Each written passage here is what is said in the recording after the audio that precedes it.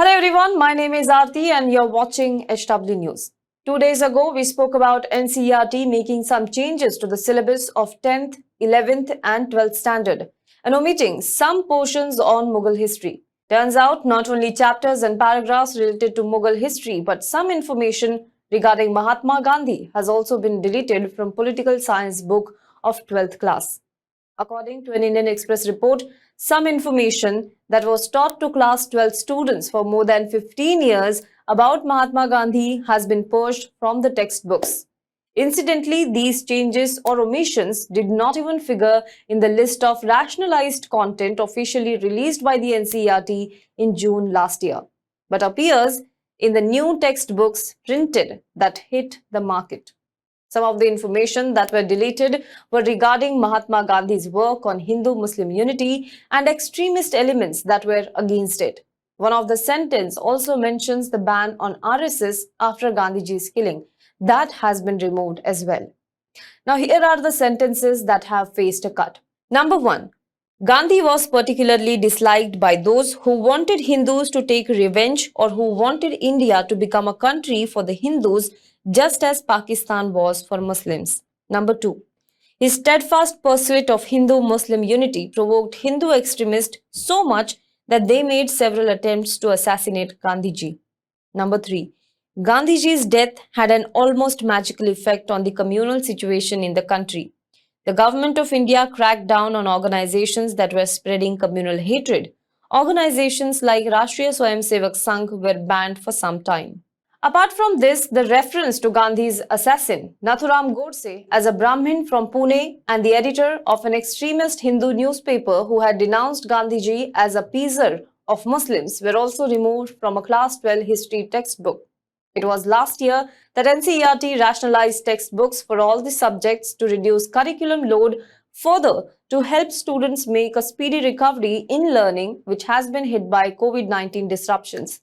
The changes were announced via a booklet that was uploaded on Council's official website and also formally shared with all the schools. The textbooks were not reprinted last year due to shortage of time. The new books, however, have now hit the market and are available for the new academic year 2023-24. Now, when Indian Express asked about these changes, NCERT director said that there was nothing new this time and that the leaving out of certain information could be just an oversight. But these 3 sentences are not all. There are more changes that appear in the new textbook but not in the list of rationalized content shared by the NCERT last year. Let's go through them one by one. Number 1. The third and the last reference to the Gujarat riots in NCERT textbook has been dropped from the class 11 sociology textbook titled Understanding Society. NCERT has deleted a paragraph that talks about how class, religion and ethnicities often lead to segregation of residential areas, and it then cites the communal violence in Gujarat in 2002 to illustrate how communal violence furthers ghettoization.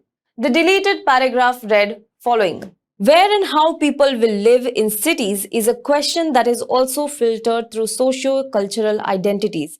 Residential areas in cities all over the world are almost always segregated by class and often also by race, ethnicity, religion, and other such variables. Tensions between such identities both cause these segregation patterns and are also a consequence.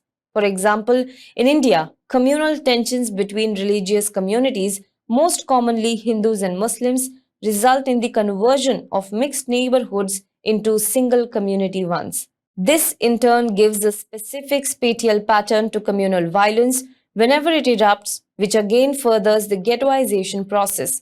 This has happened in many cities in India, most recently in Gujarat following the riots of 2002. With the removal of the above paragraph, all NCERT social science textbooks for class 6 to class 12 have been purged of all the references to the Gujarat riots. Number 2.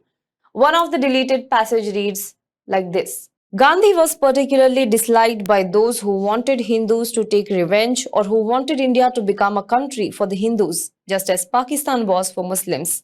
They accused Gandhiji of acting in the interest of the Muslims and Pakistan. Gandhiji thought that these people were misguided. He was convinced that any attempt to make India into a country only for the Hindus would destroy India. His steadfast pursuit of Hindu-Muslim unity provoked Hindu extremists so much that they made several attempts to assassinate Gandhiji. Now, NCERT has also dropped the reference to the government's ban on Rashtriya Swayamsevak Sangh following Mahatma Gandhi's assassination. The renaming content under subheading Mahatma Gandhi's sacrifice mentions Gandhi's visit to Kolkata on August 15, 1947, which was torn by Hindu-Muslim riots at that time, and his subsequent efforts to persuade Hindus and Muslims to give up violence. It also briefly describes his assassination. Finally, on 30th of January 1948, one such extremist, Nathuram Vinayak Godse, walked up to Gandhiji during his evening prayer in Delhi and fired 3 bullets at him, killing him instantly. In the class 12th history textbook titled Themes in Indian History Part 3, the council has dropped a Brahmin reference to Godse and that he was editor of an extremist Hindu newspaper. The paragraph pertaining to Gandhi's assassination in the chapter titled Mahatma Gandhi and the Nationalist Movement earlier read as following. At his daily prayer meeting on the evening of 30th of January, Gandhiji was shot dead by a young man.